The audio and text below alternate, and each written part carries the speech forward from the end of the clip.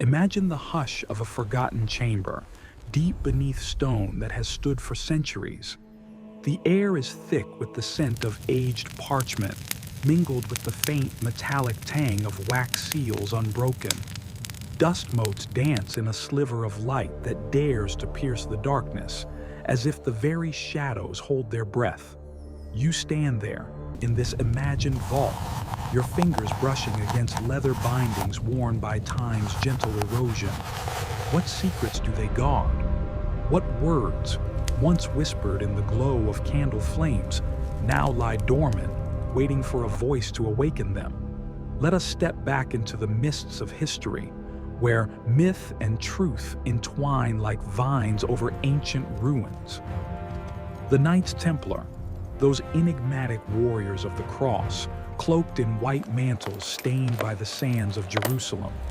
They were bankers to kings, guardians of pilgrims, and seekers of something far deeper than gold or glory.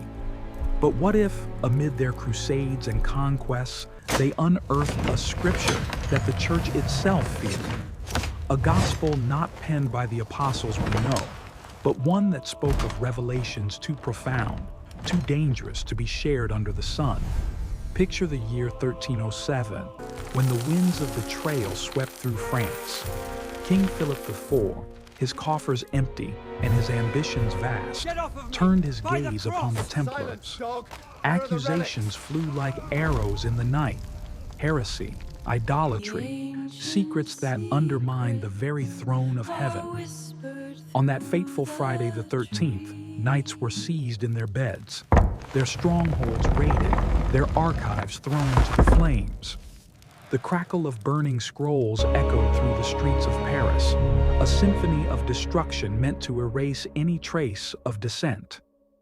Yet, rumors persist, soft as the rustle of leaves in a forgotten forest. Whispers of a single manuscript that escaped the pyres, a lost Templar gospel hidden away before the king's men could claim it. This gospel, they say, was no ordinary text. It was a vessel of memory, carrying echoes from the earliest days of faith.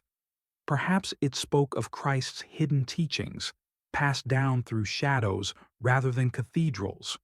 Or maybe it revealed lineages long suppressed, bloodlines that blurred the divine and the mortal. The Church, in its infinite vigilance, had burned many such heresies before: Gnostic writings from the deserts of Egypt, scrolls from the libraries of Alexandria. But this one, guarded by the Templars' oaths of silence, proved elusive. Sealed in wax and dust, it survived the purges, a testament to the resilience of forbidden knowledge. Feel the weight of that silence now. The cool stone beneath your feet, the faint echo of distant chants filtering through the earth. The Templars were no mere soldiers, they were custodians of mysteries. Founded in 1119 by 9 knights sworn to protect the Holy Land, they delved into the ruins beneath the Temple Mount, excavating layers of history that predated their own. What did they find in those depths? Relics of Solomon? Artifacts from the time of Christ? Or something more? A document that challenged the foundations of orthodoxy, a gospel that the Church could not burn because it could not find it. In the quiet hours of night, when the world slumbers, such tales take on a life of their own. The myth of this lost scripture has woven itself into the fabric of legend, inspiring seekers from Renaissance scholars to modern historians.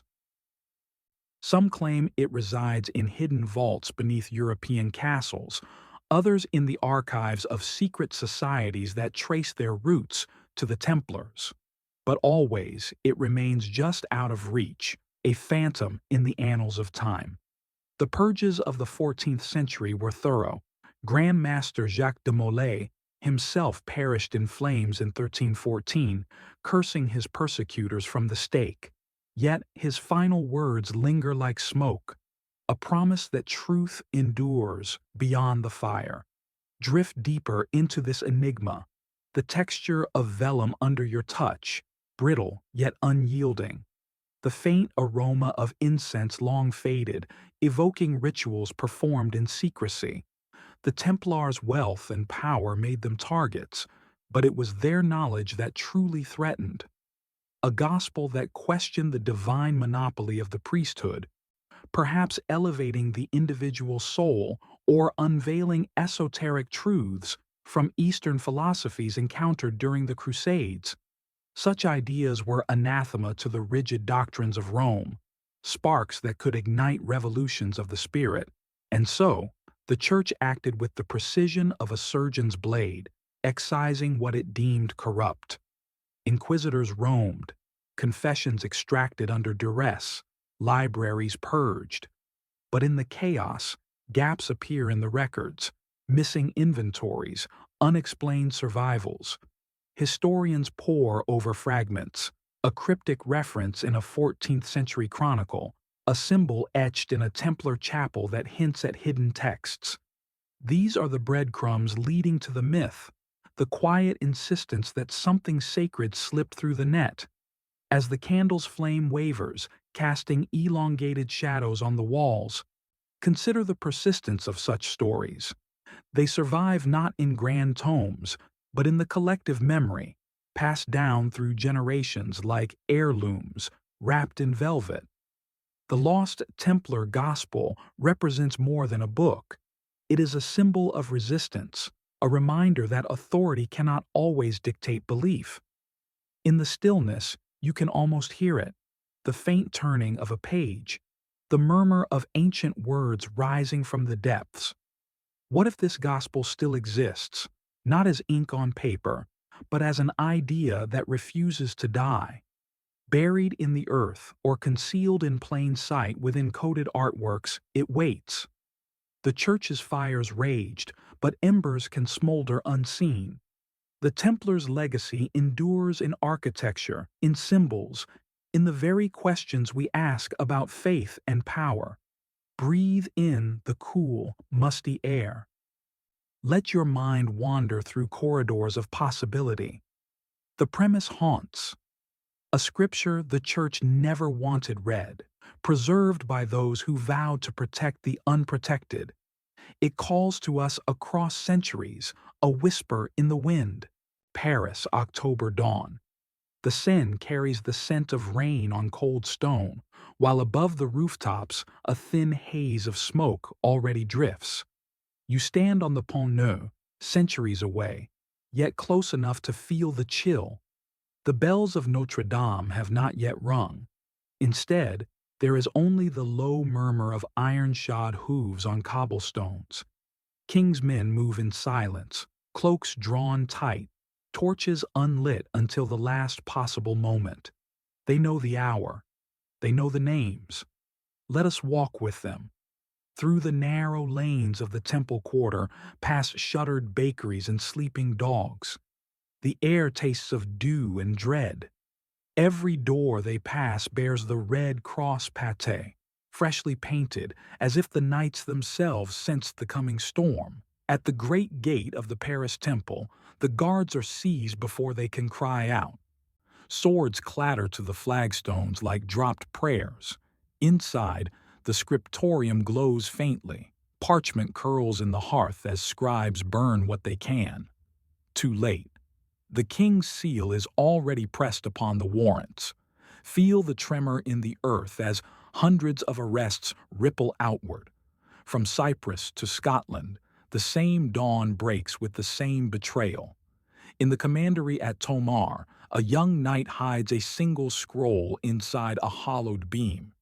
In London, the Master of England kisses his ring and swallows the key to a cipher. In Paris, Jacques de Molay is dragged from his bed, white mantle torn, beard singed by the torch held too close. He does not resist. His eyes, old as cedar, hold no fear, only sorrow for what will be lost. Listen. The crackle of the first pyre rises from the Ile de la Cité. It is not yet noon, and already the sky is bruised with smoke. Bundles of documents, ledgers, charters, letters sealed with the Agnus Dei feed the flames. The heat warps the vellum, words blister and vanish. A monk, forced to watch, whispers the psalm of the afflicted. His voice is lost beneath the roar. Somewhere in that inferno, a gospel, if it ever existed, should have turned to ash. Yet ash has memory. It clings to stone, to hair, to the inside of lungs. Step closer to the riverbank. The water reflects the fire in fractured gold. Bodies of the condemned are not yet burning, only their libraries. Philip's debt to the order was vast. His solution, absolute. Confess to heresy and live. Refuse and burn. Most confess. Words spill from broken mouths. They worshipped a head of brass. They spat upon the cross. They drank from chalices filled with secrets. The inquisitors write it all down, quills scratching like insects. But notice the pauses, the glances exchanged between prisoners. A hand raised in a sign too subtle for the guards. A Latin phrase misquoted on purpose. Coded mercy. Night falls. The pyres cool into heaps of glowing bone. Jacques de Molay is led to the stake on the Îlot Juif, 7 years later in 1314. The crowd is thinner now. Curiosity has given way to exhaustion. He speaks softly, so only the wind and the river hear. God knows who is wrong and has sinned. Soon a calamity will occur to those who have condemned us to death. The flames rise. His mantle catches last, the red cross blooming like a wound. When the fire dies, the ashes are swept into the Seine. They say the river carried them all the way to the sea, and that on certain tides, fragments of parchment still wash ashore, black, brittle, illegible. Yet something slipped through. A cart leaves Paris under cover of darkness, bound for the port of La Rochelle. Templar ships wait, sails furled, holds lined with cedar to preserve what cannot be named. The drivers speak no French, only the low tongue of Galicia. In the straw lie 3 small chests, iron-bound, wax-sealed. No one searches them. The guards are paid in Templar silver, now contraband. The tide turns. The ships vanish into the Atlantic mist. Centuries later, a fisherman near the Scottish coast pulls up a shard of vellum in his net. The ink is faded, but the cross-pate is unmistakable. He burns it for warmth, unaware. Or perhaps he does not. Perhaps he folds it into his Bible, between the pages of Revelation, and the salt preserves what the fire could not. Stand now on the empty quay where the ships once waited. The moon is a thin blade above the water. The city sleeps, but the stones remember. Every confession extracted under torture was a distraction, a curtain drawn across the truth. While the inquisitors chased phantoms of idol worship, the real secret, whatever form it took, was already gone, carried by wind, by water, by the stubborn silence of those who refused to name it. Feel the chill settle into your bones. The smoke has long dispersed, yet the scent lingers. Charred oak, melted wax, the faint sweetness of myrrh. Somewhere beneath these streets, beneath the modern boulevards and neon signs, there may still be a chamber where the air has never moved, a place where a single page waits, edges curled like a sleeping cat. 9 nights, shovels in silence beneath a temple of 2,000 years, digging not for gold, but for meaning. Jerusalem, 1119. The sun has slipped behind the Mount of Olives, leaving the city in bruised violet. You descend with them, down the narrow stair cut into living rock, past the stables where pilgrims once tied their mules. The air grows cooler with every step, thick with the scent of cedar dust and ancient incense. Torches gutter in iron sconces. Their light trembles across walls scarred by Roman chisels, Crusader crosses, and older marks no one can name. Feel the grit beneath your sandals. The 9 are not yet the mighty order. They are only Hugh de Payon and 8 companions, cloaks patched, beards untrimmed. They have taken vows of poverty, chastity, obedience, yet their eyes burn with a hunger deeper than hunger for bread. King Baldwin II has granted them quarters in the Al-Aqsa Mosque, once Solomon's palace, now a royal stable. Beneath it, rumor says, lie vaults sealed since the Babylonians. Beneath it, perhaps, the Ark. Beneath it, perhaps, something the Ark itself was meant to protect. The first night they dig in secret. Pickaxes bite softly, muffled by wool. Earth falls in slow, deliberate cascades. They work in pairs, one digging, one listening for footsteps above. The rhythm is prayer-like. Strike, breathe, listen. Strike, breathe, listen. After 3 hours, the blade rings on stone. A slab, older than the mosque, older than the dome. They lever it aside with iron bars. A breath of air rises cool and dry, carrying the faint sweetness of myrrh and something metallic, blood, or memory. You descend further. The passage narrows, shoulders brush walls, slick with centuries of condensation. The torches reveal frescoes, half erased by time, winged beings, 7-branched trees, a hand reaching from a cloud. The nights do not speak. Words feel profane here. Only the scrape of boots, the soft clink of mail. At the bottom, a chamber no larger than a chapel. In its center, a cedar chest bound with bronze. The lock is rusted but intact. Hugh de Payens kneels. His fingers tremble as he lifts the lid. Inside, not gold, not jewels. Scrolls. Dozens of them, rolled tight, sealed with wax the color of dried pomegranates. The parchment is thin, almost translucent, inked in a script that shifts between Aramaic, Greek, and something older. One scroll, thicker than the rest, is wrapped in linen-dyed indigo. On the linen, a faint outline, the faint outline of a cross, but the arms are equal, and at its heart, a rose. They do not open it here, they cannot.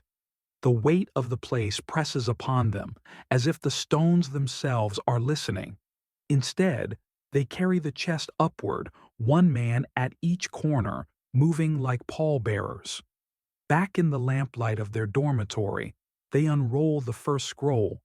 It is a map, not of land, but of stars, constellations unknown to Ptolemy, labeled in a tongue that makes the scribe's lips move without sound. Another scroll, a genealogy, names branching like roots, ending in a single word, Magdala. Night after night they return. The digging continues, but now with purpose. They uncover a second chamber, smaller, its walls lined with niches. In each niche, a clay jar. Inside the jars, fragments of tablets, cuneiform pressed into wet clay before Rome was born. One tablet bears a single line, translated later by a monk who weeps as he reads, "The word was not spoken, it was remembered." Years pass. The 9 become 90, then 900.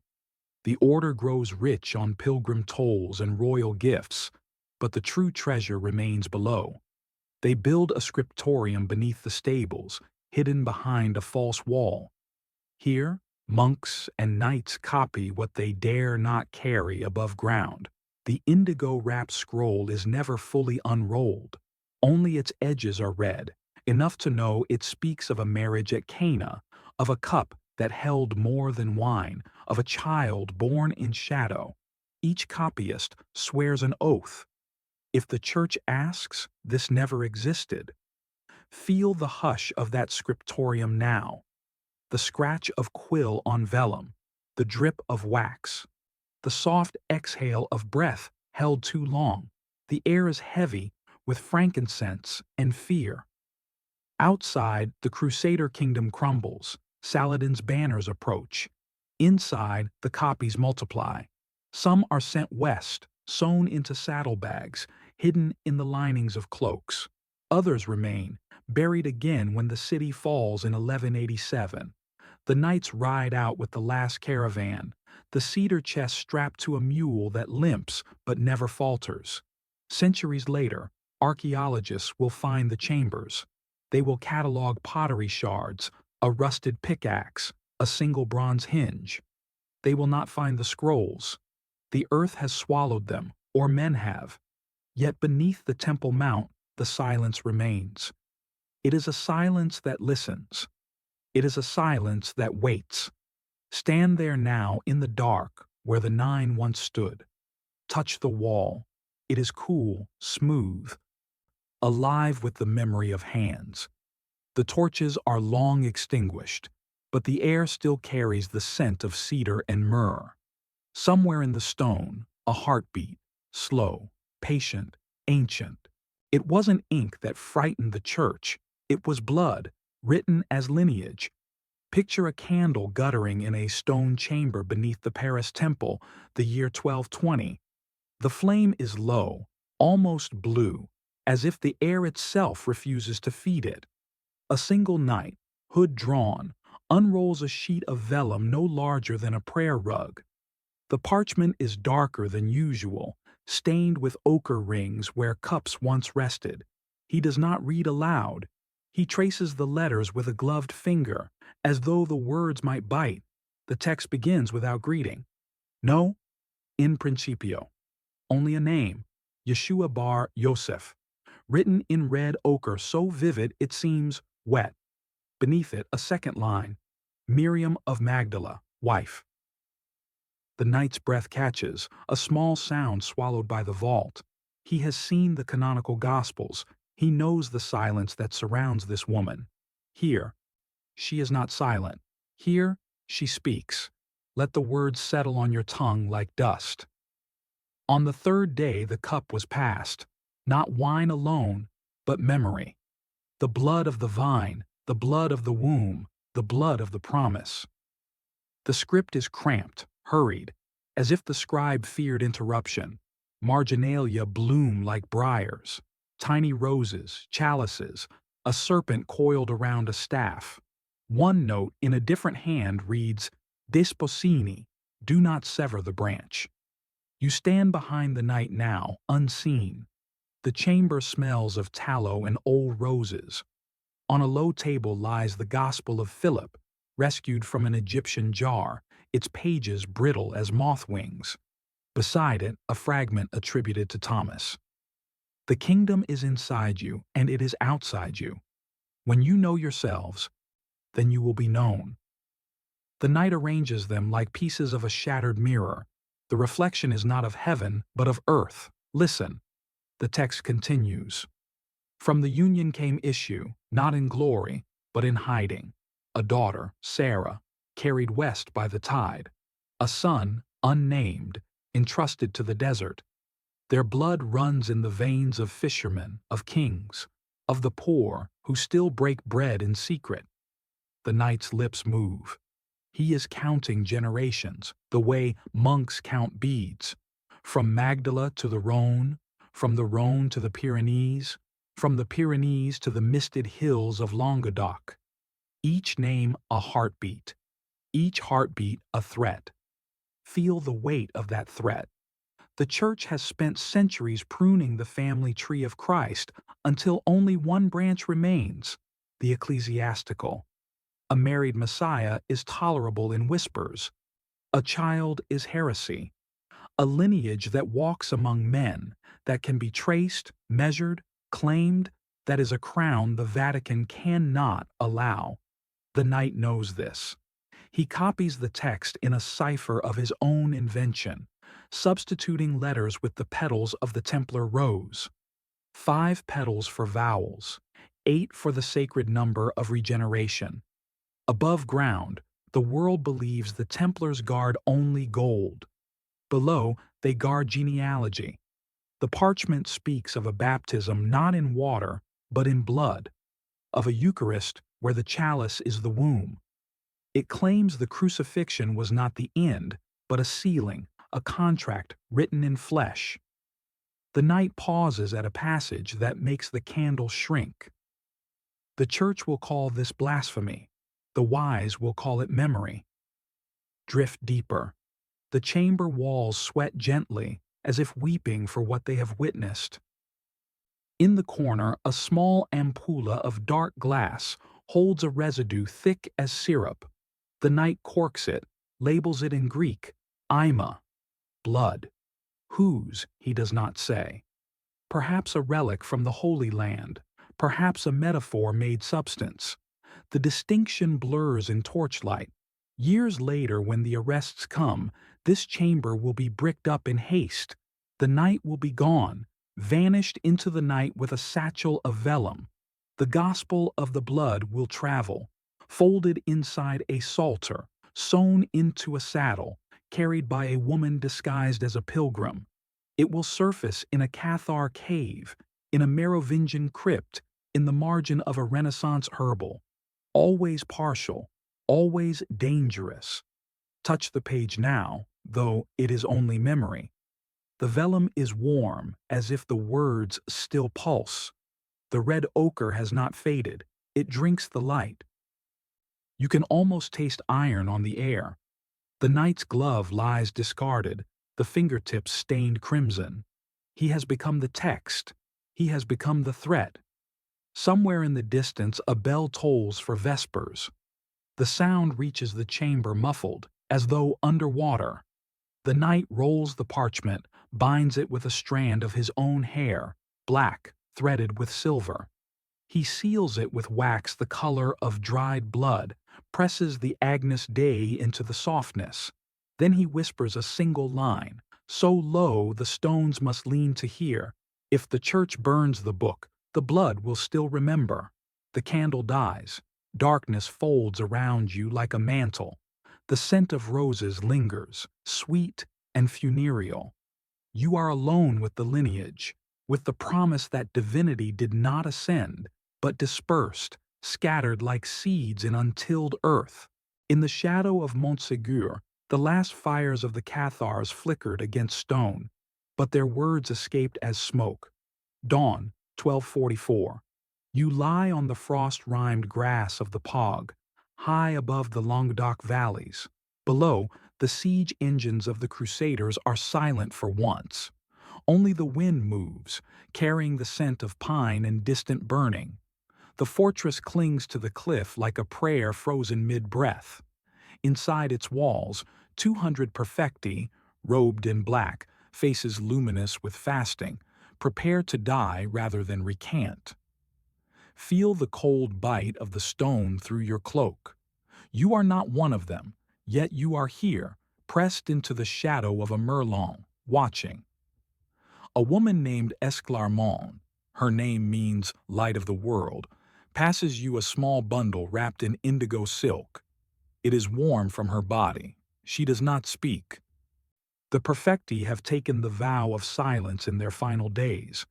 Her eyes, the color of storm clouds over the sea, say enough, carry this beyond the fire. The bundle is lighter than you expect. Inside, a codex no thicker than a finger, bound in blackened oak, its pages thin as onion skin. The script is Occitan, but the words are older, carried west from the deserts of Syria, from the caves of the Essenes.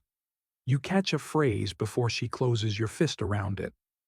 The spirit is not saved by bread alone, but by the memory of the spark. Night falls. The besiegers light their pyres early, impatient for the end. From the ramparts, the Cathars sing. Not hymns of war, but a low, continuous note, the consonantia, they call it, a vibration that makes the stones hum. You feel it in your teeth, in the marrow of your spine. It is the sound of a word that refuses to die. A postern gate opens, no wider than a confessional. 4 figures slip out. 2 men, 2 women, cloaks the color of the mountain itself. One carries the codex. You follow at a distance, heart drumming against ribs. The path is treacherous, slick with ice, and the blood of earlier escapes. Halfway down, a crossbow bolt thuds into the rock beside your head. You do not flinch. The consonantia still rings in your ears, guiding you like a bell through fog. At the foot of the cliff, a boy waits with mules. The codex changes hands again. The woman who gave it to you, Esclarmonde, presses her forehead to yours. A single tear, frozen before it falls. Then she is gone, climbing back toward the pyre she has chosen. The journey south begins. Through the Corbière, past Carcassonne where the inquisitors sharpen their questions. The mules' hooves are wrapped in cloth. The riders speak only in glances. At night, they camp in caves where the walls are painted with the same rose cross you saw beneath the Temple Mount. One of the men, a former Templar named Bertrand, opens the codex by firelight. He reads softly, in the dialect of the troubadours. There is no male nor female, for you are all one in the living light. The church of stone will fall, the church of the heart endures. You lean closer. The pages smell of smoke and lavender. Marginalia in a child's hand. Tiny bees, wings spread in flight. Bertrand notices your gaze. The Merovingians, he whispers. The bees remember. He does not explain. He does not need to. The codex itself is explanation, a bridge between the perfecti and the knights who once sheltered them.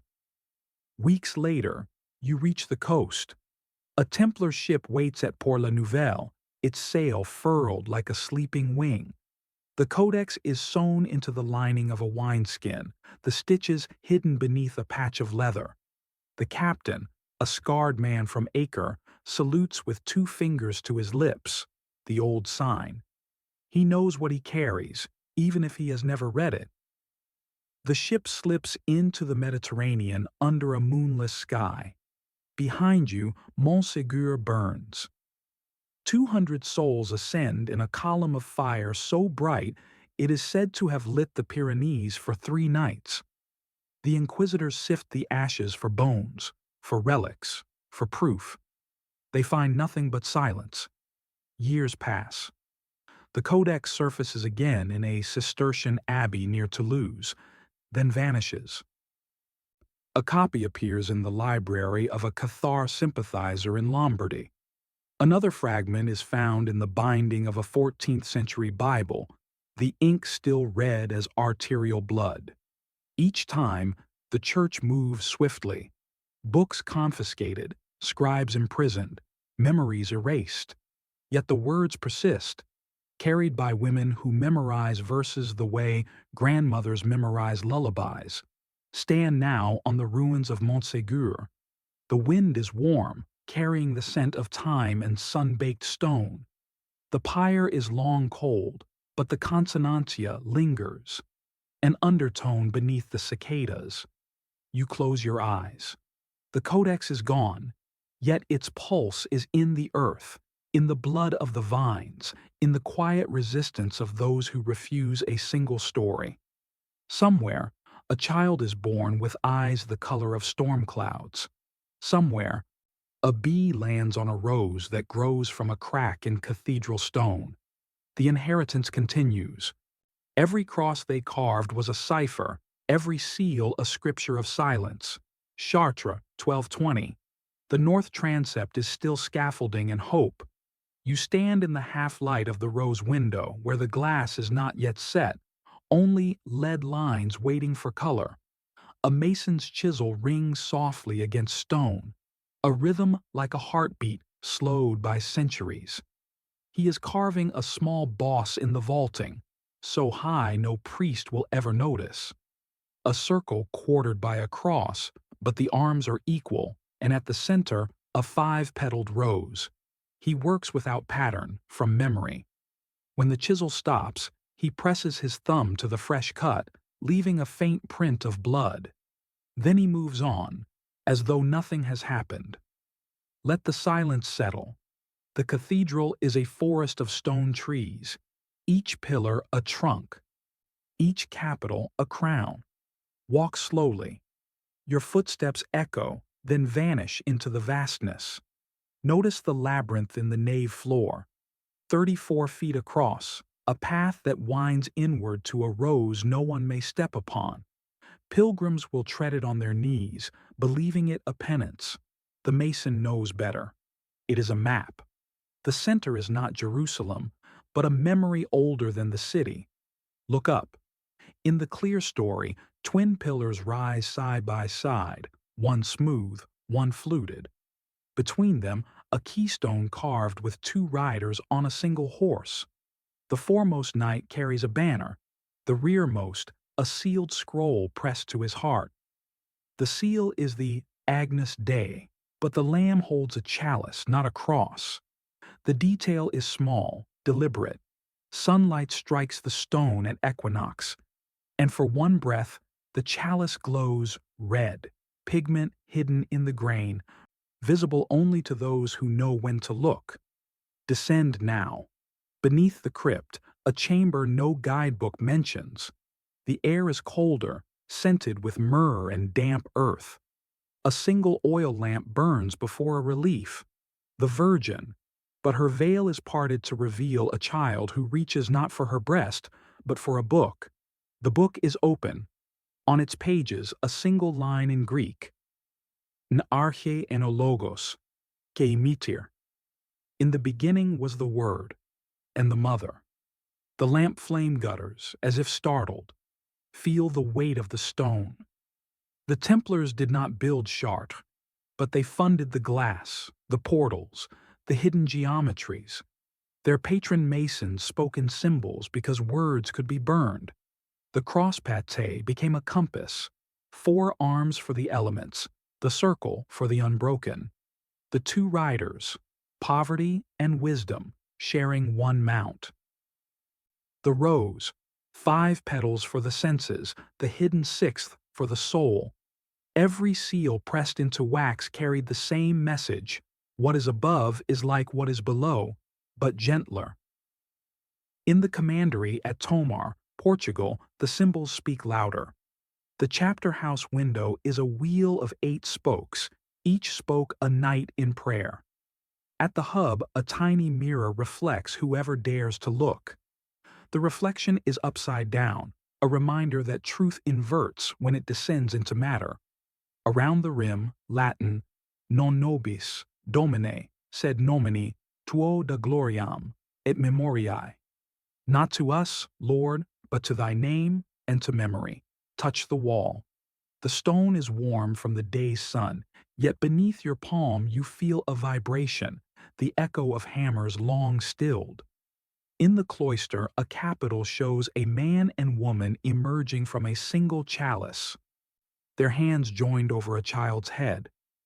The inscription is worn, but you can still read, Ubi caritas et amor, ibi sanguis est. Where charity and love are, there is blood. Night falls.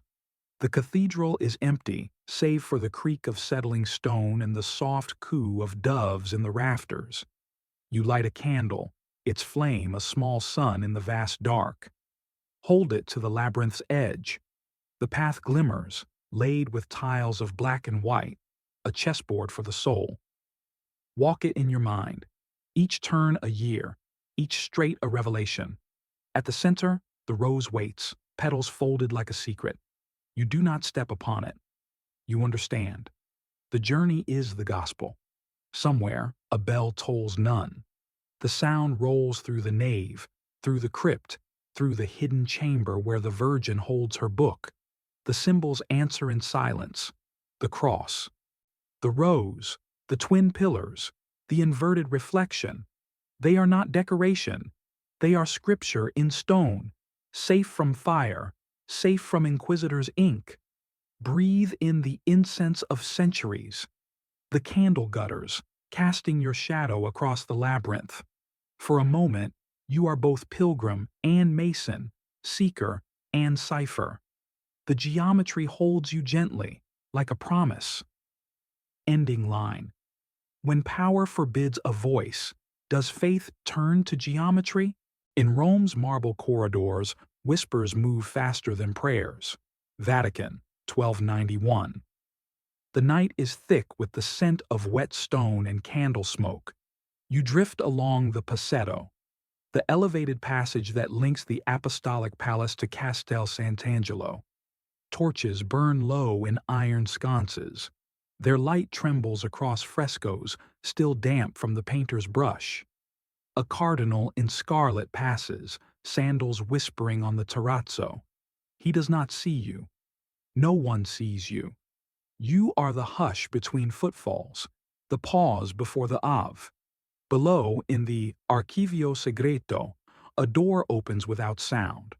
A monk in gray habit enters, carrying a cedar box no larger than a missal. The lock is Byzantine, the key older than the building. He sets the box on a table of black oak, then lights a single lamp. The flame is steady, as though the room itself holds its breath. Inside the box, 3 scrolls, edges blackened by a fire that never quite consumed them. The first is in Coptic, the second in Occitan, the third in a cipher that makes the monk's eyes water. He unrolls the Coptic with gloved hands. The text begins mid-sentence. And the woman said, "The kingdom is spread upon the earth, but men do not see it." Then she took the cup. The monk's lips move silently. He has read the canonical Gospels 1,000 times. This is not among them. He turns to the Occitan scroll. A genealogy, names branching like vines, ending in a blank space where a seal once pressed. The wax is gone, but the indentation remains. A rose with 5 petals, the 6th hidden. He knows what this means. He has seen the same mark on a Templar tomb in Cyprus, on a chalice buried beneath a ruined commandery in Aragon. He has heard the rumors. A gospel that speaks of blood remembered, not sin forgiven. A gospel that claims the church is not the bride, but the midwife. Footsteps echo in the corridor. The monk rolls the scrolls, returns them to the box, and slides it into a niche behind a false panel. The panel is carved with the keys of Peter, but the lock is newer, forged in Avignon. He extinguishes the lamp. Darkness folds around him like a confessional curtain. Upstairs, in the Stanza della Segnatura, Pope Nicholas IV dreams. He dreams of a red cross on white, of ships vanishing into mist, of a book that opens by itself and bleeds. He wakes with a gasp, clutching the fisherman's ring. In the morning, he will issue a bull against certain pernicious writings circulating among the military orders. He will not name the Templars. He does not need to. The ink will do the work. Feel the chill of the archives now. The air is dry, scented with parchment and fear. Shelves rise into shadow, each compartment labeled in a hand that has not trembled since the sack of Constantinople. Here, the acta of suppressed councils. There, the confessions of burned Cathars. In a corner, a single volume bound in human skin, the Inquisitor's joke. The monk passes them all without looking. He knows where the real danger lies, not in the obvious heresies, but in the silences between lines. He pauses before a shelf marked Sigillata, sealed. Inside, a fragment of the Gospel of Mary, a letter from a bishop in Lyon warning of knights who dig beneath temples, a drawing of a chalice with a child's face reflected in the wine. Each item catalogued, cross-referenced, and forgotten by all but the archivist and God. The monk adds a new entry in a ledger bound in crimson velvet. Item 47. Codex de Sanguine. Provenance unknown. Contents. Dangerous to the peace of the church, to remain sealed until the parousia. The quill scratches softly, like a mouse behind the wainscot. When he finishes, he presses the ledger closed and kisses the cover, an old habit from before the vows. Then he lights another lamp and begins the nightly ritual, copying the forbidden into a cipher of his own, a prayer wheel of letters that only the initiated will read. The work is slow, meditative, each stroke a breath, each breath a prayer for the day when the seals will break of their own accord. Outside, the Tiber flows black under the moon. Somewhere in the city, a Templar knight sleeps with a dagger beneath his pillow and a page of vellum sewn into his mantle. He dreams of Montségur, of a woman named Esclamonde, of a child who will never be born. In the archives, the monk dreams the same dream, though he has never left Rome. Dawn approaches. The monk extinguishes the lamp. The niche closes without sound. The cardinal's sandals whisper again in the passetto, returning to his chambers. The scrolls sleep behind their false panel, patient as seeds. The Vatican's quiet fear is not of the texts themselves, but of the day when silence becomes memory, and memory becomes voice. Stand in the archive now.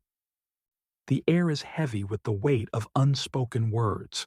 Touch the crimson ledger. It is warm, as though the ink still steams. Somewhere in the shelves, a page turns by itself. The gospel waits, not in triumph, but in the soft persistence of those who copy it in the dark. Beneath the cobbles of old Paris, there is said to be a chamber where parchment still breathes. Paris, 1296. The moon is a clipped coin above the Ile de la Cité. You stand on the Quai des Orfèvres, where the river smells of tannin and candle stubs. Across the water, the temple enclosure looms, red walls, red cross, red silence. A postern gate opens just wide enough for a hooded figure to slip through. He carries no lantern. The darkness is his map. In his arms, a cedar casket bound with iron and sealed with the Agnus Dei. The lamb's eyes have been scratched out. Someone did not want it to see. Follow him. The streets are empty save for the soft pad of rats and the occasional clink of a night watchman's halberd. He moves like a man who has rehearsed this path in dreams. Left at the charnel house, right past the baker's oven, still warm from the day's loaves, down a flight of worn steps that smell of mold and river water. At the bottom, a door of oak and iron, its lock a puzzle of Templar design. He fits a key shaped like a rose. The tumblers fall with a sigh, as though the door itself has been holding its breath for 2 centuries. Inside, the air is different, dry, spiced with cedar and something sweeter, almost alive. A single oil lamp hangs from a chain, its flame steady, fed by a reservoir hidden in the wall. The chamber is larger than you expect. Vaulted ceiling, pillars carved with the same equal-armed cross you saw beneath Chartres. Along the walls, shelves of cedar rise into shadow. On the shelves, rolls of vellum, codices bound in sharkskin, tablets of wax still soft to the touch. Each item is tagged with a strip of crimson silk, the knots a language of their own. The hooded figure sets the casket on a table of black marble veined with gold. He opens it. Inside, 9 scrolls, each wrapped in indigo linen, each sealed with wax the color of dried blood. He arranges them in a circle, then steps back. The lamp flame leans toward the center, as though bowing. He whispers a single word, too low for stone to hear, yet the parchment seems to listen. This is the Paris depository, the heart of the order's memory. Not the gold in the upper vaults, not the ledgers of kings' debts. This is the true treasure. Here, the gospel of the blood rests beside a Cathar book of 2 principles, beside a map of the heavens drawn by a Sufi astronomer who never saw France. Here, a lock of hair, dark, threaded with gold, is pressed between pages that speak of a child born in a cave near Rennes-le-Château. Here, a single page torn from a larger codex, its edges singed, its text in a script that hurts to read. The church will build on Peter. We build on the silence between stones. Feel the hush. The air is so still, you can hear the parchment expand and contract with the temperature, breathing like a sleeping animal, The hooded figure, you see now he is old, beard white as salt, moves along the shelves, touching each item as a father touches sleeping children. He pauses at a small ampulla of dark glass. Inside, a sediment swirls slowly, catching the lamplight in flecks of red. He does not open it. Some things are sealed for reasons beyond curiosity. Above, the city sleeps. Philip IV tosses in his bed at the Palais, dreaming of empty coffers and a red cross that will not fade. Inquisitors sharpen their questions. Spies count the Templars' horses. None of them know that beneath their feet a library lives. The depository was built in 1124, when the first 9 knights returned from Jerusalem with more than relics. They dug in secret, using the foundations of an older Roman crypt. The river's damp was diverted by lead pipes still gleaming. The air was sweetened with myrrh, burned in hidden braziers. Every stone was chosen for resonance, tap one, and the vault answers in a note too low for human ears. The old knight lights a second lamp. Its twin flames create shadows that dance like memories. He unrolls one of the 9 scrolls. The text is in Occitan, the hand hurried but sure. When the temple falls, carry the rose westward. Plant it where the earth is red and the bees remember. He copies the line into a fresh codex, using ink made from gall nuts and wine. The quill scratches softly, a lullaby for the sleeping words. When he finishes, he presses a petal, real, dried, fragrant, between the pages. Then he rolls the original, returns it to its linen, ties the knot with a sailor's precision. Time passes. You do not feel it. The lamp flames burn without diminishing. Outside, seasons turn. Spring rains, summer heat, autumn fog, winter frost. The depository remains. In 1307, when the arrests come, the old knight is ready. He bricks up the entrance himself, mortar mixed with powdered lapis, so the wall will glow faintly to those who know. He leaves through a tunnel that opens beneath the Seine, emerging in the cellar of a sympathetic vintner. The casket is gone. The 9 scrolls are gone. Only the petal remains, pressed in the new codex, carried west by a woman whose name history will forget. Centuries later, workmen repairing the metro will find a wall that hums. They will chip at it, curious. A cavity will yawn, empty save for a single shard of cedar and the faint scent of myrrh. They will shrug, fill it with concrete, and move on. The depository breathes still, deeper now, beneath layers of modern Paris. The parchment waits, patient as stone. Stand in the chamber one last time. The lamps are long cold, but the air is warm, as though the words themselves generate heat. Touch the black marble table. It remembers the weight of the casket. Listen.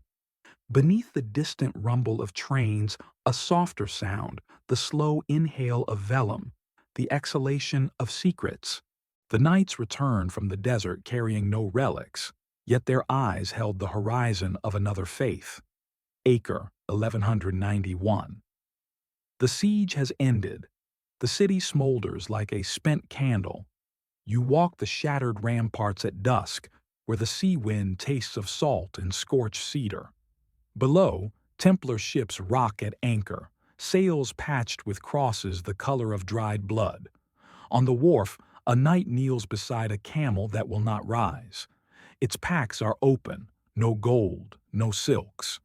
Only scrolls wrapped in faded silk, the shade of pomegranate skin.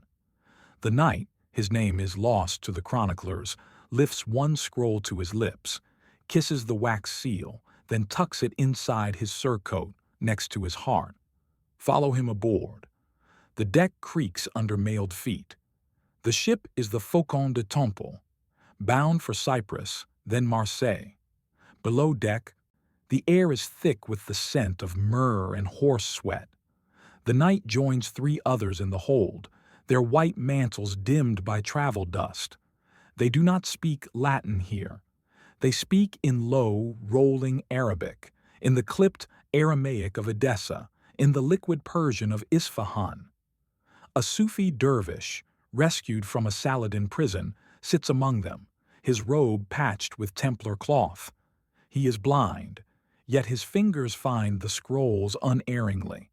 The ship slips from the harbor under a sky the color of bruised figs. Lanterns sway, casting gold on cedar planks. The dervish unrolls the first scroll. The script is nostalgic, elegant as a falcon's wing. He reads without hurry, his voice a thread of smoke. The beloved said, "I was a hidden treasure, and I desired to be known, so I created the world. But the world forgot the treasure is within." The knights lean closer. One traces the words with a calloused finger, as though learning to read anew. Another closes his eyes, lips moving in silent translation. The dervish continues. The cross is not the end, it is the doorway. Beyond it lies the garden where the rose and the lily are one. Feel the ship rock gently, a cradle for forbidden scripture. The air is warm, spiced with cardamom from the dervish's tea. Outside, the Mediterranean breathes in long, slow swells. Inside, the gospel unfolds, not of sin, but of recognition. It speaks of Jesus as the Insan al-Kamil, the perfect man, who walked the earth to remind, not to redeem. It speaks of Maryam al-Magdalaniya not as sinner, but as Sakinah, the divine peace that settled upon the prophet in the cave of Hira. The knights listen, and something in their shoulders softens, as though armor has become unnecessary. Days pass in this floating scriptorium. By starlight, they copy the text onto vellum treated with oil of sesame, ink that will not fade in salt air. The dervish dictates. A Provençal knight writes. A third draws marginalia. A rose with 7 petals. A crescent moon cradling a cross. A hand emerging from a cloud holding a mirror.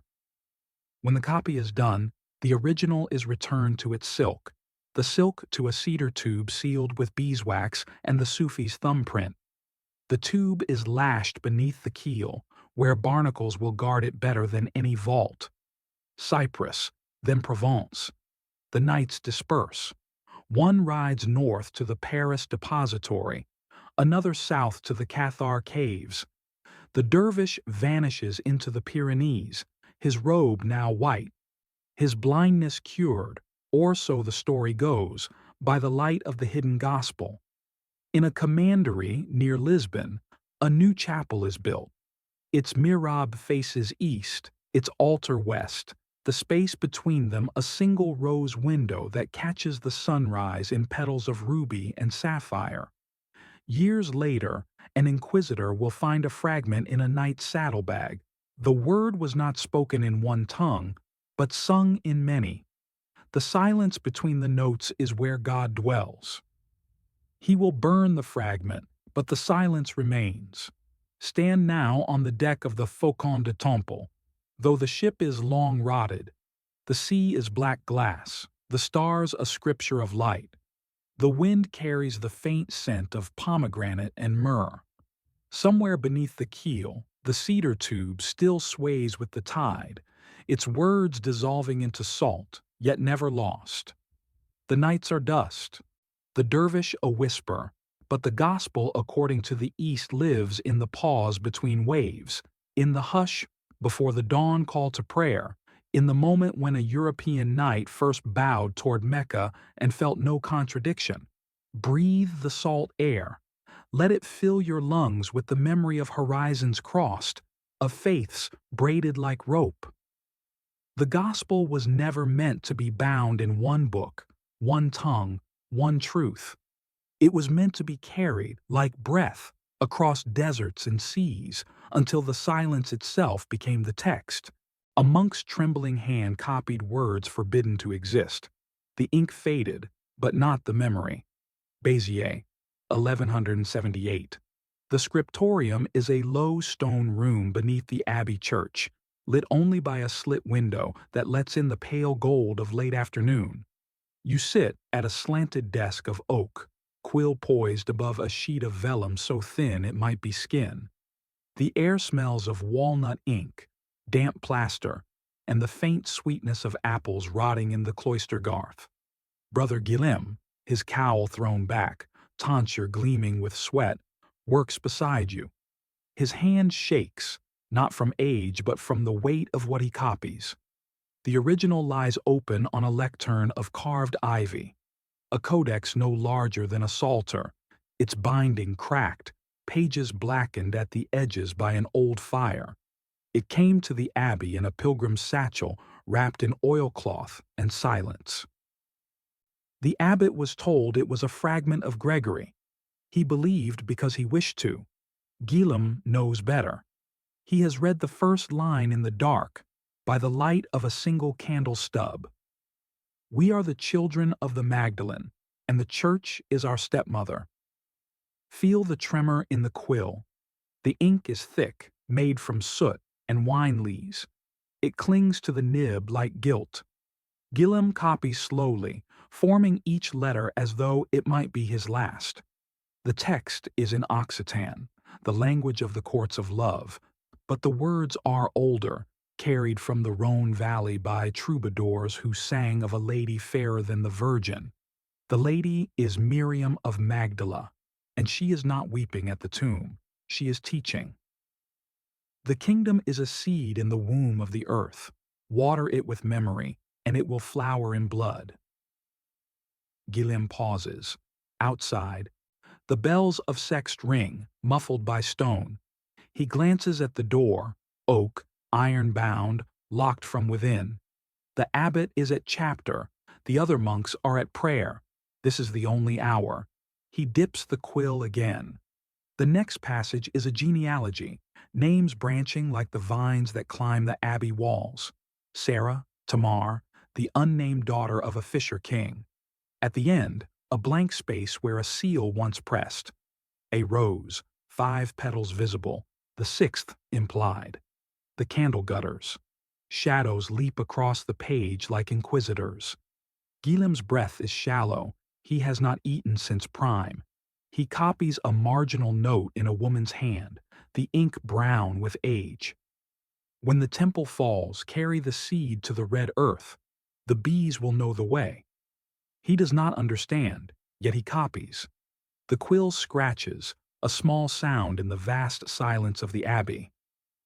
When the page is full, he sands it gently with pumice, then turns to a fresh sheet. The original is almost done.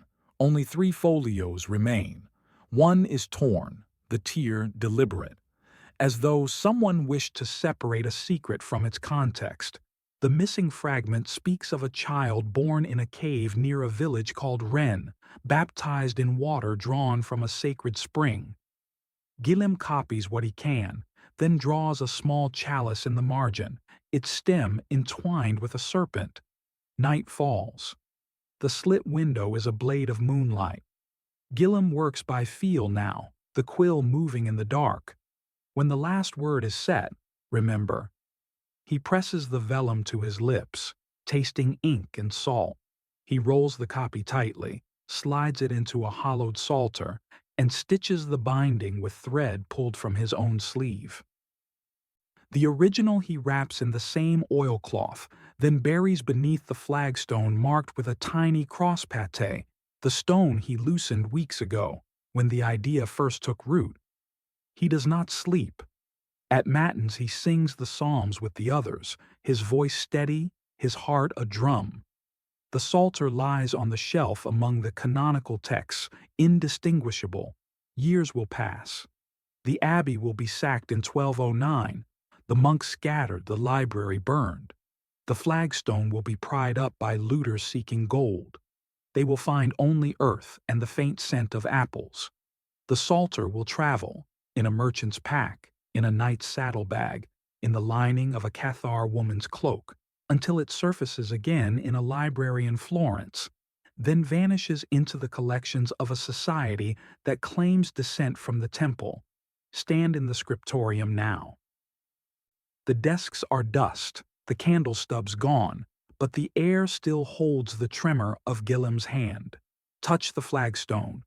It is warm, as though the buried codex generates its own slow heat. Listen.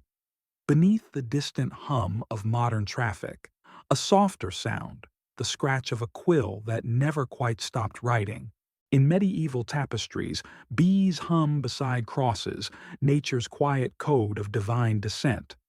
Arles, 1240. The scriptorium of Saint Trophime is warm with southern sun. You sit at a high window, looking down into the cloister where a novice tends 6 hives painted with the fleur-de-lis. The bees move in golden clouds, their hum a low, continuous psalm. On the desk before you lies a sheet of vellum the color of honey. The illuminator, a lay brother named Arnaud, has already ruled the margins in red lead. He dips his brush in gold leaf, dissolved in gum arabic, and begins the initial D. A vine curling into the shape of a bee, wings spread across the letter's bowl. Within the wings, tiny faces, Merovingian kings with hair like flowing manes. Feel the warmth of the stone sill beneath your palms. The air smells of wax, thyme, and the sharp sweetness of propolis. Arnaud works in silence, his breath steady as the bees.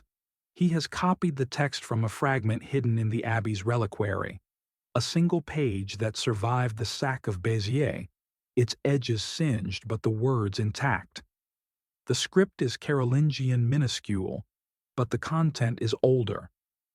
The blood of the Fisher King flows in the nectar of the hive.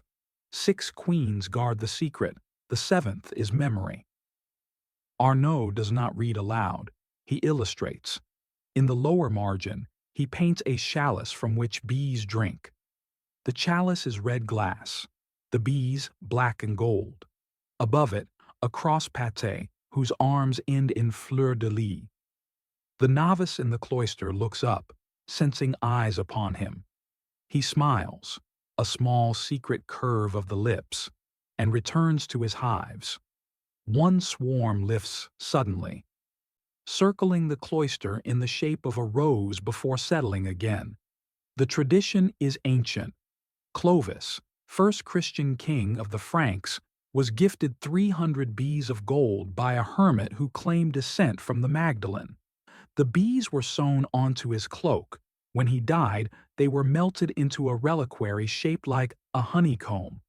Childeric's tomb, opened in 1653, yielded the same: golden bees, wings outstretched, guarding a fragment of purple silk. The silk bore a stain, wine or blood, the chroniclers could not agree. In the scriptorium, Arnaud turns the page. The next passage is a hymn, each stanza ending with the refrain, Apis Regina, Porta Caeli, Queen Bee, Gate of Heaven. He paints the refrain in lapis lazuli, the letters tiny hives. Between the lines he hides symbols, a fish whose tail becomes a lily, a lion whose mane is a crown of thorns, a child holding a chalice from which a single drop falls, red, perfect, suspended. Outside, the bells of None ring. The bees answer with a deeper hum. Arnaud lays down his brush. He lifts the finished sheet to the light. The gold leaf catches fire. For a moment, the bees seem to move, wings trembling. He rolls the vellum gently, slides it into a cylinder of cedar, and seals it with wax impressed by a signet. A bee within a hexagon, the hexagon within a rose. The cylinder will travel north to a Templar commandery in Champagne, where the vineyards are already planted with the same red earth that feeds the hives of Languedoc. Years later, Napoleon will choose the bee as his emblem, claiming descent from the Merovingians.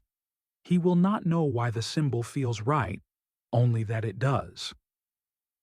The hives of Saint Trophime will be destroyed in the Revolution, the bees scattered, but memory is sticky. It clings to stone, to silk, to the hollow bones of kings. Stand in the cloister now. The hives are gone, the novice dust. but the air still carries the faint vibration of wings. Touch the warm stone where the bees once landed, it remembers.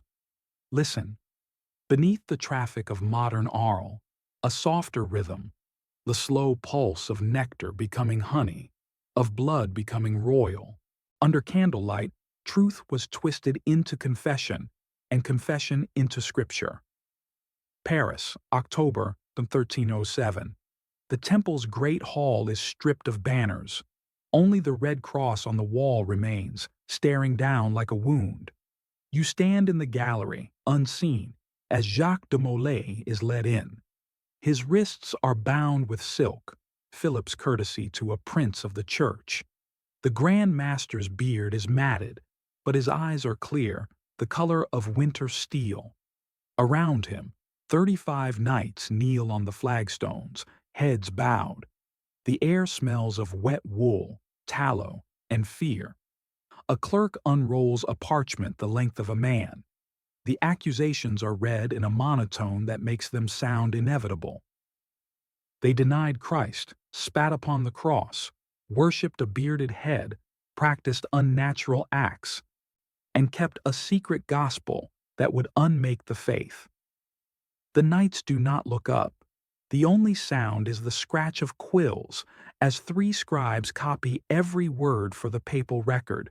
Feel the chill seeping through the stone. The candles are few. Shadows pool in the corners like spilled ink. A Dominican inquisitor, Guillaume Imbert, steps forward. His robe is black, his voice soft as a surgeon's blade. He places a small object on the table, a bronze head, no larger than a fist, eyes inlaid with lapis. Confess that this is your idol, Baphomet, and you may keep your tongue. De Molay lifts his gaze. The head is new, cast yesterday in a Paris workshop, but the silence that follows is old. He speaks, slowly, as if tasting each word. We worshipped no head. We guarded memory. Imbert smiles. The rack waits in the next chamber. The first knight is taken. His name is Geoffroy de Charnay. His scream will echo for 7 minutes. When he is carried back, his confession is read aloud. We kissed the head on the mouth and navel. We drank from a chalice of blood. The gospel said Christ had issue. The scribes write. The candles burn lower. De Molay's face does not change, but his fingers move, a small, deliberate sign. 2 fingers crossed, then opened like a book. The knights see. They understand. Night after night, the trials continue. The questions are always the same. The answers shift like sand. One knight confesses to everything, then recants. Another speaks in Occitan, claiming the gospel was sung, not written. A third whispers a single line before the gag is forced between his teeth. The silence is the text. In the margins of the official record, a scribe, later identified as a Templar sympathizer, adds tiny bees. The inquisitors do not notice. They are busy counting confessions like rosary beads. 7 years pass. 1314, the Île aux Juifs. De Molay and 3 others are chained to stakes above slow fires. The crowd is thin. Curiosity has curdled into routine.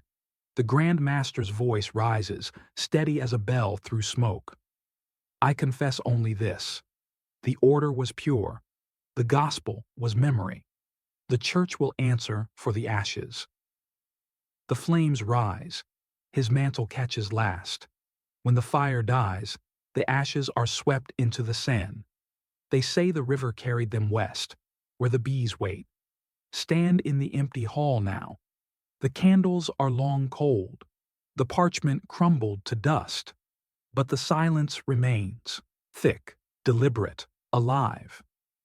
Touch the flagstone where de Molay knelt. It is warm, as though the confession still smolders beneath. Listen. Beneath the city's noise, a softer sound, the scratch of quills that never stopped writing, the hum of bees guarding the unwritten page. Fire forgets, but ash remembers. Paris, 19th of March, 1314. Dawn has not yet reached the Île aux Juifs. Only the pyres glow. 4 neat piles of oak and alder, each crowned by a knight. Jacques de Molay stands highest, wrists lashed to a stake of green wood that will burn slow. The executioner, hooded, silent, pours oil from a clay jug. The scent is sharp, resinous, almost holy. You stand among the thinning crowd, close enough to feel the heat on your face, far enough that the smoke stings your eyes. The river laps behind you, black and patient. The herald reads the sentence one last time. For heresy, idolatry, and the concealment of a forbidden gospel, you are delivered to the secular arm. The words drift upward with the first curl of smoke. De Molay's lips move, no one hears, but the river does. The torches are applied. The wood catches with a soft sigh, as though relieved to become light.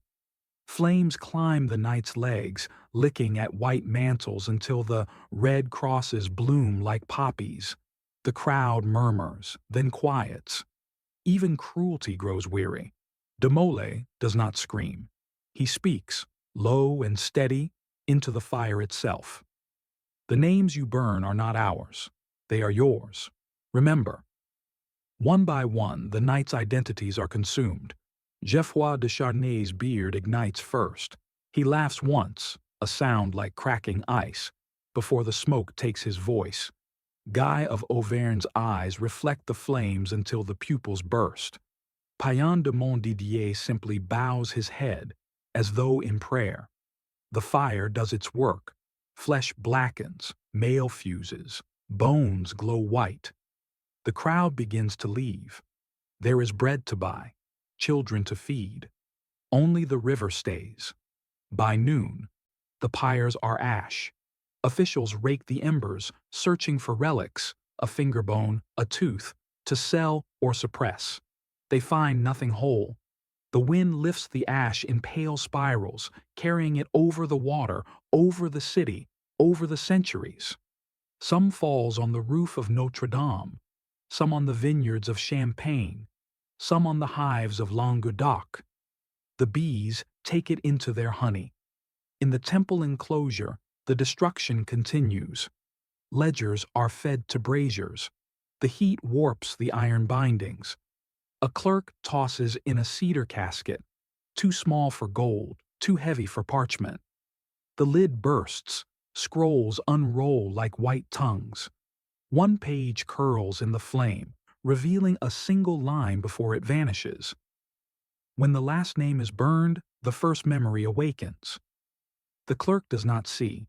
He is already reaching for the next armful. Night falls. The city sleeps under a thin blanket of ash. In the scriptorium beneath the temple, the one bricked up in haste, a single oil lamp still burns, fed by a hidden reservoir. The flame is low, blue, almost invisible. On the black marble table lies a sheet of vellum no fire has touched. It is blank, yet warm. If you place your palm upon it, you feel a pulse, slow, patient, ancient. Centuries later, a child will find a flake of ash in the Seine mud. It is shaped like a bee. She will keep it in a matchbox, unaware that it once was a name, a confession, a gospel. The river will carry the rest to the sea, where it will settle on the ocean floor, waiting for the day when fire forgets again. Stand on the island now. The pyres are cold stone, the stakes long rotted. But the air is thick with memory. Inhale. The scent is faint. Charred oak, melted wax, the ghost of myrrh. Somewhere beneath your feet, the ash still glows, a coal in the heart of the city. The names are gone. The silence remains. Centuries after the pyres cooled, a brotherhood rose claiming to guard a paper that could unmake empires. Paris, 1956. A narrow street in the 6th arrondissement smells of rain on old stone and fresh bread. You follow a man in a charcoal coat, Pierre Plantard, who walks with the certainty of someone carrying a map only he can read. He stops before a nondescript door marked Bibliothèque de la Rose, rings twice, pauses, rings once more. The door opens inward on silent hinges. Inside, the air is thick with dust and the faint sweetness of beeswax. Descend. The stairs spiral like a snail shell, each step worn to a soft curve by centuries of cautious feet. At the bottom, a chamber lit by a single green banker's lamp. Around a table of dark walnut sit 7 men and 1 woman, all in plain clothes, all wearing the same small enamel pin. A rose with 5 visible petals, the 6th suggested by shadow. On the table lies a dossier bound in red morocco. Plantard opens it. The first page is vellum, the ink faded to rust. We, the Priory of Sion, heirs of the Temple, keep the seed until the time of the lily. Feel the hush. The room is lined with iron-bound chests, each labeled in a cipher of bees and lilies. Plantard lifts a photograph. The parchment from the Paris depository, photographed in 1897 by a priest who vanished the next day. Beside it, a genealogy drawn on silk, names branching from a single red drop labeled Sangue Christi. The woman, her name is recorded only as Madame Geneviève, traces the line to a living child in a village near Rennes-le-Château. Her finger stops at the year 1956. The child is 3 years old. The priory meets only at equinox and solstice. Their ritual is simple: a candle lit, a page read, a silence observed. Tonight they read from a copy made in 1666 by a monk in Lisbon. When the eagle devours the lily, the rose will open, the paper will speak, and the world will remember it is not alone. Plantard closes the dossier. He does not smile. He speaks softly in the dialect of the Languedoc. The church burned the names, but not the blood. We are the ash that learned to walk. Upstairs the city continues. Cars hiss on wet pavement. A radio plays Edith Piaf. Down here, time is measured in heartbeats. One member produces a small ampulla of dark glass, the same size as the one in the Paris depository. Inside, a sediment swirls, red, viscous, alive. They do not open it. They pass it hand to hand, each pressing a thumb to the wax seal. The seal bears the priory's mark, a bee within a hexagon, the hexagon within a rose, the rose within a circle broken at the top, an open gate. The meeting ends at midnight. The candle is snuffed between finger and thumb. The members leave singly, melting into the rain. Plantard is last. He pauses at the foot of the stairs listening. Somewhere above, a siren wails, then fades. He whispers to the empty room. The empire is paper. The blood is ink. We only wait for the page to turn. Stand in the chamber after they are gone. The lamp is cold, but the air is warm, as though 7 bodies still breathe. Touch the red morocco dossier. It is soft, almost skin. The vellum page beneath your fingers pulses faintly, a heartbeat, or the memory of one. Outside, 1956 becomes 1967, becomes 1982, becomes now.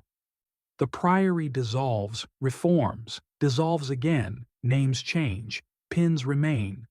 The child in the village grows, unaware. The ampulla travels, Lisbon, Geneva, a vault beneath a bank in Andorra. The parchment waits. A small village in the French hills. A priest with too much gold and too many secrets. Rennes-le-Château, 1891.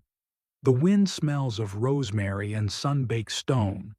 You climb the narrow path to the church of Sainte Marie Madeleine, boots crunching on gravel still warm from the day.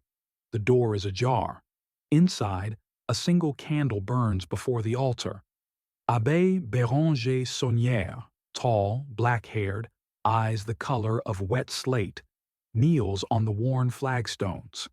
In his hands, a rolled parchment the length of a man's forearm, edges blackened by centuries. He does not pray. He listens. Feel the hush of the church. The air is thick with incense and dust. The stained glass windows, new, paid for with money no one can trace, throw fractured light across the floor, roses, bees, a chalice held by a woman in blue. Saunière unrolls the parchment on the altar cloth. The script is Occitan. The hand hurried. In the cave beneath the red rock, the seed sleeps. Wake it with water from the spring, and the lily will rise again. He has found it 3 days ago, hidden inside a hollow Visigothic pillar that should have held only dust. With it, a small ampulla of dark glass, still sealed, still warm. He has not opened it. He has not told the bishop. He has only begun to spend. The village notices. The priest who once mended his own cassock now orders marble from Carrara, stained glass from Munich, a garden of exotic plants that drink the spring water as though it were wine. Workmen come and go, paid in crisp banknotes that smell of Paris vaults. The church is transformed, the entrance guarded by a demon, Asmodeus, they say. The holy water stoop carved with a lizard and a rose. On the porch, a statue of the Magdalene, her hair unbound, her gaze fixed on the distant Pyrenees. Night after night, Saunière digs. Beneath the altar, beneath the sacristy, beneath the cemetery where the headstones bear names erased by order of the bishop. He finds nothing more, only the echo of his own breathing, the scent of turned earth, the faint hum of bees that should not live at this altitude. Yet the gold continues to arrive. Envelopes postmarked Vienna, Zurich, Lisbon. Each contains a single sheet of heavy paper, watermarked with a B. One evening, a woman visits. She is veiled, her French perfect but accented with something older. She leaves a package wrapped in oilcloth. Inside, a map drawn on vellum, the ink still wet. It shows the village, the church, the cave, marked with a tiny rose. Beneath the rose, a line in Latin, Hic amor, hic sanguis, hic silentium. Here love, here blood, here silence. Saunière does not sleep. He copies the map, burns the original, scatters the ashes in the spring. The woman is gone by morning. The village whispers of a great lady, of a secret society, of a treasure that is not gold but memory. The bishop demands accounts. Saunière smiles, offers wine from a vineyard he does not own, and changes the subject. Years pass. The church is finished, gaudy, mysterious, alive. Saunière dies in 1917, on the feast of Saint Anthony, attended by a priest who will not speak of the last confession. The housekeeper, Marie Denarnaud, lives on, tending the garden, feeding the bees that now nest in the tower. She tells visitors the secret will be revealed when the time is right. She dies in 1953, taking the time with her. Stand in the church now. The candle is long cold, but the air is warm, scented with rosemary and wax. Touch the altar cloth. It remembers the weight of the parchment. Look up at the Magdalene in the window. Her eyes follow you, patient as stone. Outside, the wind moves through the cypresses, carrying the faint hum of bees that have never left. The cave beneath the red rock is sealed with concrete, the spring diverted, the map lost. Yet the village breathes. The secret is not in the earth. It is in the silence between the bells. Stone speaks in circles and roses, each petal a phrase too holy for words. Rosslyn Chapel, 1446. Rain hisses on the slate roof. Inside, the air is thick with the scent of wet wool and fresh-cut stone. You stand in the Lady Chapel, where the masons have just set the last keystone. The master mason, William Sinclair, beard flecked with lime, wipes his hands on a rag and steps back. The vault above you is a forest of carved vines, each leaf veined with precision, each tendril ending in a face, some human, some not. At the center, a single boss, a rose with 8 petals, the 8th folded inward like a secret. Feel the damp chill of the stone. The chapel is unfinished. Scaffolding leans like ribs against the walls, torches gutter in iron sconces, throwing shadows that crawl across the carvings.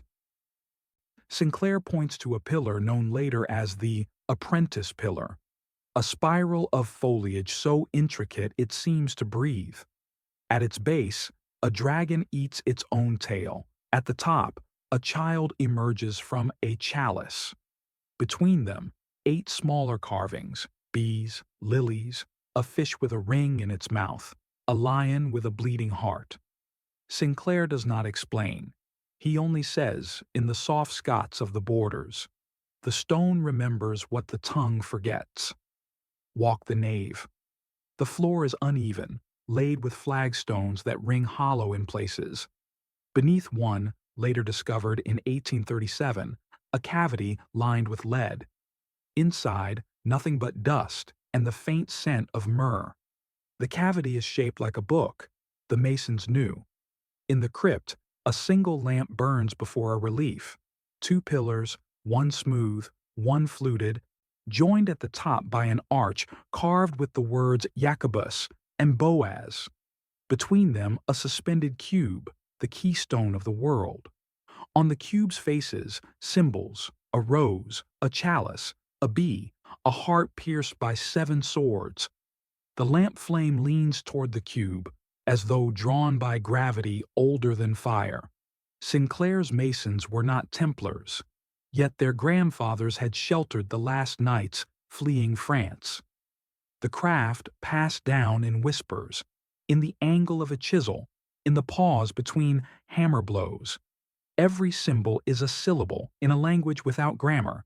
The rose is not decoration, it is memory. The bee is not ornament, it is lineage. The chalice is not vessel, it is womb. Night falls. The rain stops. The chapel is silent save for the drip of water from the roof bosses. Sinclair lights a second lamp. Its twin flames create shadows that dance like memories. He leads you to the west wall where a small panel is yet uncarved. He presses his palm to the blank stone. It is warm. He whispers. When the world forgets, the stone will speak. The gospel is not in the book. It is in the silence between the petals.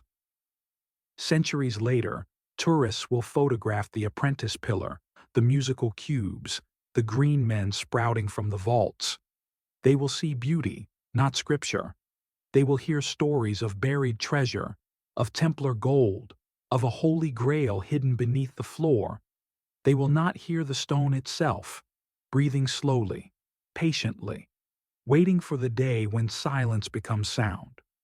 Stand in the Lady Chapel now. The torches are long cold, but the air is warm, scented with lime and myrrh. Touch the rose boss.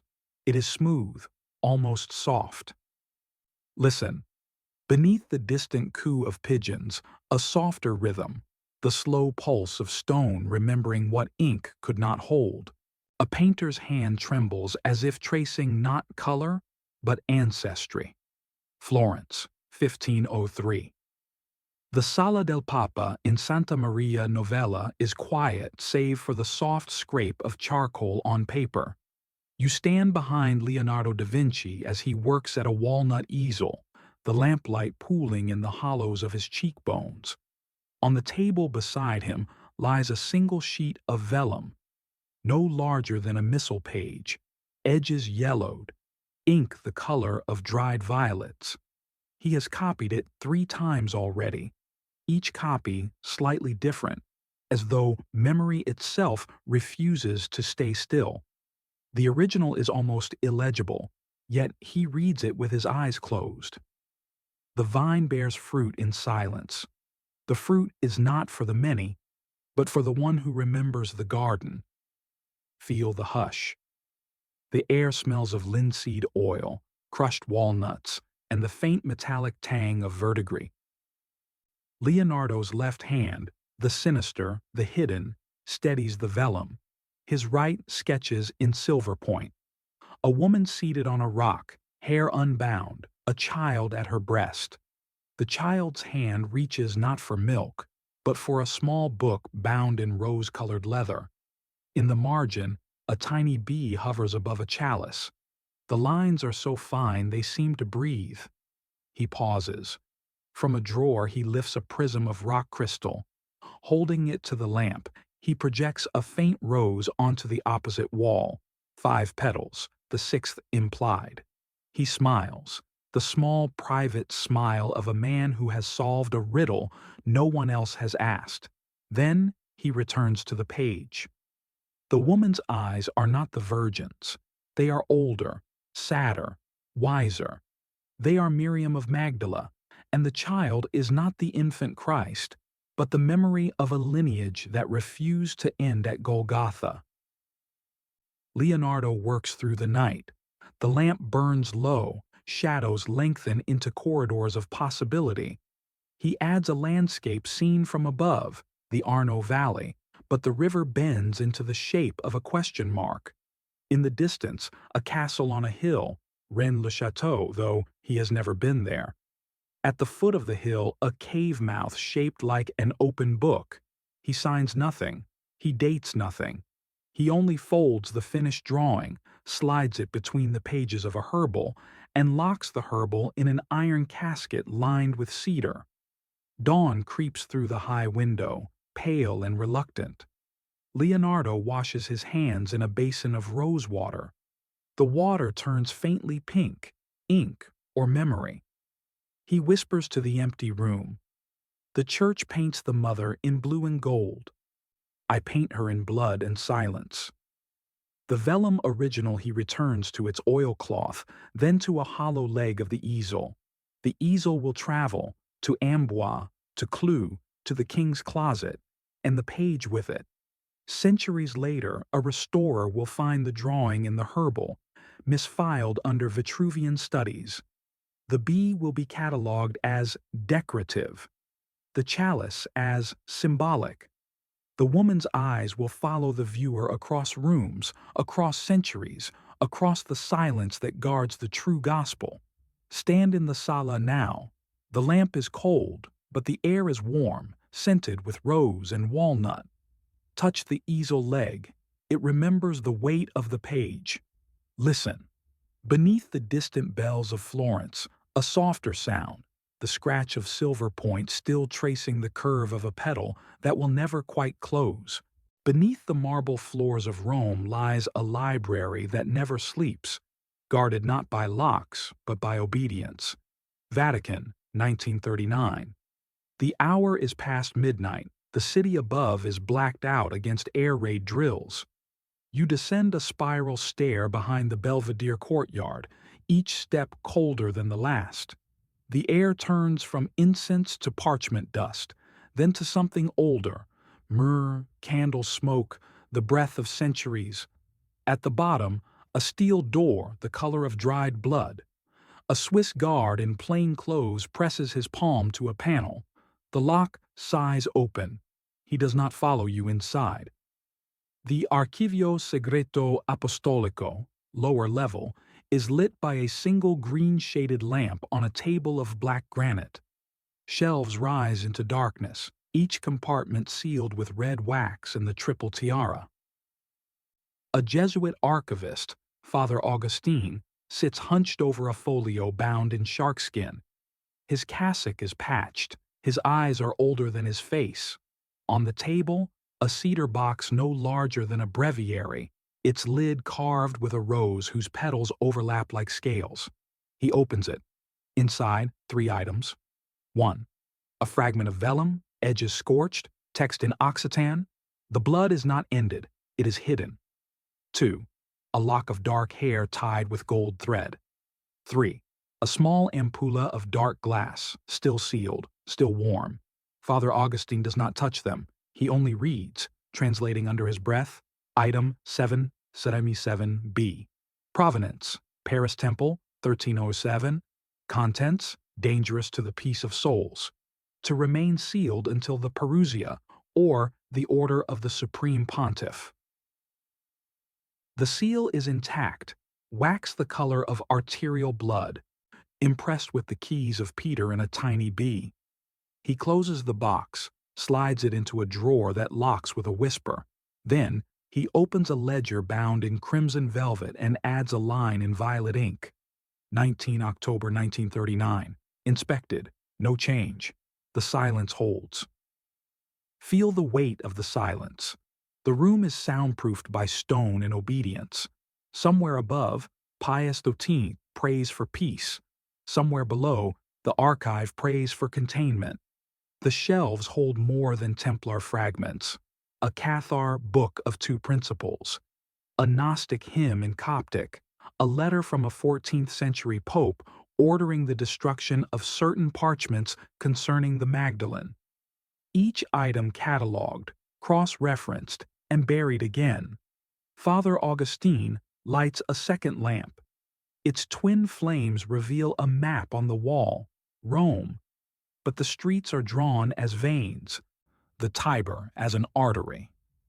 At the center, St. Peter's, marked with a chalice. Beneath the chalice, a tiny rose. He traces it with a gloved finger, then returns to the table. From a hidden drawer he lifts a photograph, the same cedar box, photographed in 1897 by a French priest who vanished the next day. On the back, a note in pencil. The blood remembers what the church forgets. He replaces the photograph, locks the drawer, and extinguishes one lamp. The remaining flame leans toward the sealed box, as though drawn by memory. He whispers to the darkness, "We guard the shadow so the light may not see its own reflection." Stand in the archive now. The air is dry, scented with cedar and fear. Touch the granite table. It is cold, yet the box beneath your hand is warm. Listen. Beneath the distant hum of generators, a softer pulse, the slow heartbeat of parchment that refuses to die. The Swiss guard waits outside, patient as stone.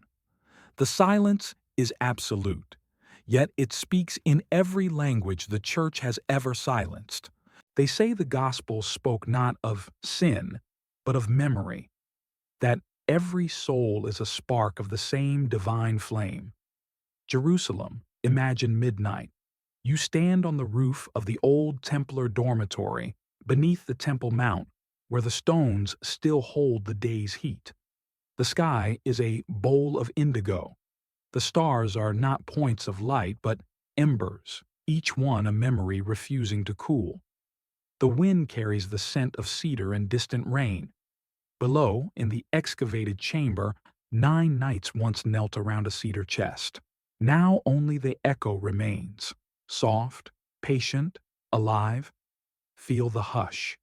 The air is thick with the residue of prayers in 9 languages. You descend the worn stair, each step a century. At the bottom, the chamber is empty, save for a single oil lamp burning without wick or oil. The flame is blue, almost invisible. On the floor, a circle of ash, perfect, unbroken. In the center, a single rose petal, dried but not brittle. You kneel. The petal is warm. The gospel was never a book. It was a remembering. In the beginning was the spark, and the spark was with God, and the spark was God. The spark entered the womb, and the womb became the world. Do not seek salvation in sacrifice. Seek it in recognition. The words are not written. They are spoken by the stone itself, in a voice that is every voice that ever knelt here. Hugh de Payan, the Sufi dervish, the Cathar woman, the monk of Béziers, the mason of Rosslyn, the priest of Rennes, the painter of Florence, the archivist beneath the Vatican. The flame leans toward you, as though listening. The masculine and feminine are not opposites. They are the same flame seen from two sides of the mirror. The church built a wall between them. We built a doorway. You close your eyes. The petal dissolves into light. The light enters your chest, not as heat, but as memory. Your mother's lullaby, the scent of bread baking in a stone oven, the first time you saw the sea. The gospel continues. Every child is a descendant. Every wound is a doorway. Every silence is a verse. When you remember this, you are home. The lamp flame steadies. The chamber breathes with you.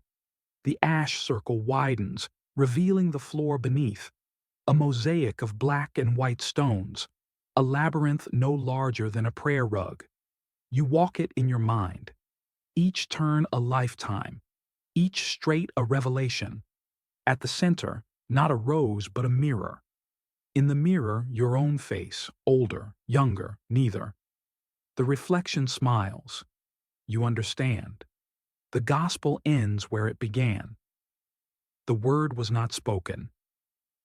It was remembered, and memory cannot be burned. Stand in the chamber now. The lamp is cold, but the air is warm, scented with cedar and rain. Touch the mosaic. It remembers every foot that ever walked the labyrinth. Listen. Beneath the distant call to prayer from the dome above, a softer sound, the slow exhale of the earth itself, releasing the spark it has guarded for 2,000 years. Night settles over the ruins. The torches are long extinguished, but the story still glows beneath the stones. Paris, now. The moon is a thin blade above the Seine, and the city's neon has dimmed to a respectful hush. You stand on the Pont Neuf, where the water reflects nothing but darkness and the occasional ripple of a passing barge. Somewhere beneath your feet, the Paris Depository breathes. Somewhere beneath the Vatican, a cedar box waits. Somewhere beneath Rosslyn, a rose boss keeps its eighth petal folded. The distance between them is not measured in miles, but in heartbeats. Feel the cool stone of the parapet under your palms. The air smells of river mist and distant chestnut blossoms. Close your eyes. The story begins to fold itself into you, page by quiet page. You are the 9 knights, kneeling in the dust beneath the Temple Mount, fingers brushing cedar that still remembers the Ark. You are the Cathar woman, pressing a codex into a stranger's hand as the pyre climbs her calves. You are the monk in Béziers, copying forbidden words by candle stub, tasting ink and salt. You are the mason at Chartres, carving a rose that will outlast cathedrals. You are Leonardo, sketching a child who reaches for a book instead of bread. You are the archivist in the Vatican shadow, sealing a box you will never open. You are the bee, carrying pollen from a flower that bloomed before Scripture. The river flows on, patient as memory. A single petal, rose, dried, perfect, drifts past on the current. You do not reach for it. You do not need to. The petal is already inside you, pressed between the pages of your own pulse. Breathe in. The night is vast, but not empty. Somewhere, a child is born with eyes the color of storm clouds. Somewhere, a woman lights a candle in a village church and feels the flame lean toward her. Somewhere, a man in a library turns a page and finds a bee drawn in the margin, wings still trembling. The story does not end. It only changes form, from parchment to stone, from stone to blood, from blood to silence, from silence to you. Stand on the bridge a moment longer. The city lights flicker, then steady. The river carries the petal out of sight, toward the sea, toward the place where all waters meet. You turn away. The stones beneath your feet are warm. The gospel is not lost. It is walking home.